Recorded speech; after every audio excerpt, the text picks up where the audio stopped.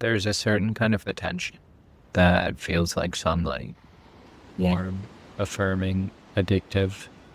And then there's another kind, quieter, deeper, that feels like being recognized. The first is easy to get, the second is rare. You've probably felt both. Someone's eyes lingered a little too long. Their words carried that familiar edge of admiration, and something in you lit up. For a moment, you felt alive again, desired, visible. But later, when the conversation ended, or the night grew quiet, a strange emptiness crept back in. You realized you were wanted, but not known, and that difference, as small as it seems, can break the heart of someone who feels deeply.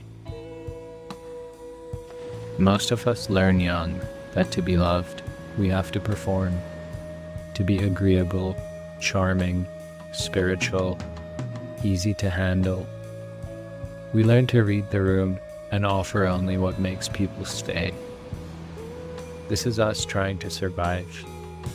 The world rewards the version of you that's shiny and certain, not the one that trembles or doubts.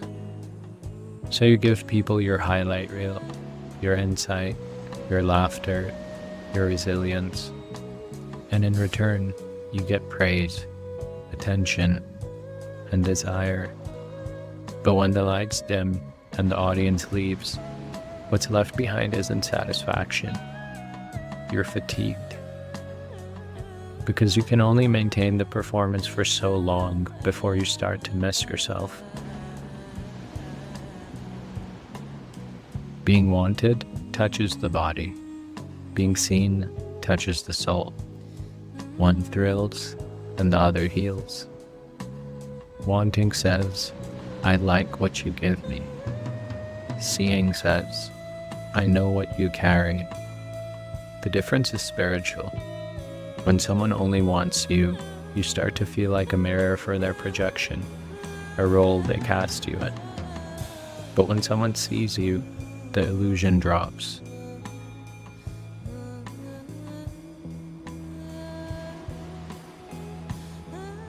You become human again, flawed, beautiful, and alive.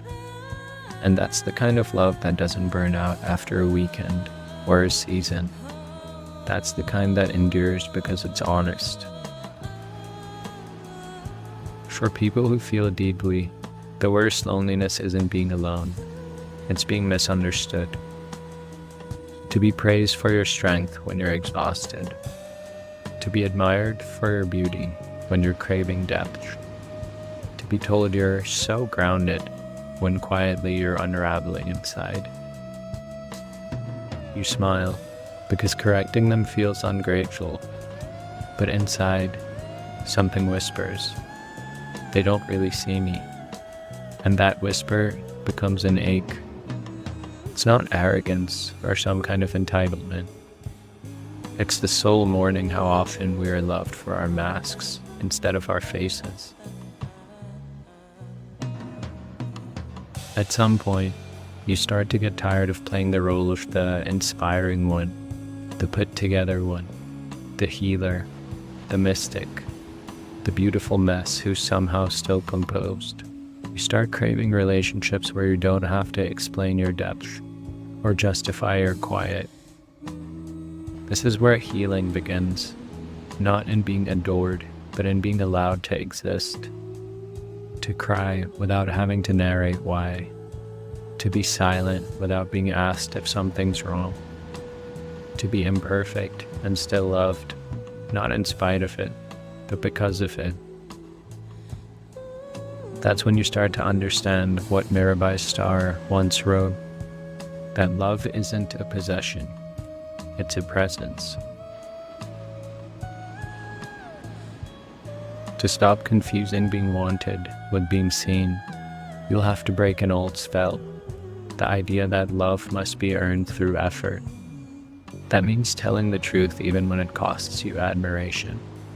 It means saying, this doesn't feel safe, instead of pretending you're fine. It means walking away from people who adore your light but ignore your shadow. Every time you choose honesty over attention, you're coming home to yourself. And the more you belong to yourself, the easier it becomes to recognize real love, because it feels like rest, not performance. There's nothing wrong with wanting to be wanted. It's human to crave warmth, to enjoy being chosen. But if you're listening to this, you already know that kind of validation is short-lived. It feeds the surface, not the soul. What you're truly longing for is to be witnessed, to have someone meet you in your quiet truth and say, "I see you," not the version you curate, but the one who's still learning how to stay open. That kind of love won't come from chasing. It will come from revealing. It will meet you the moment you stop auditioning for it, because the right eyes won't be dazzled by your light. They'll recognize the fire that made it. This is intimacy.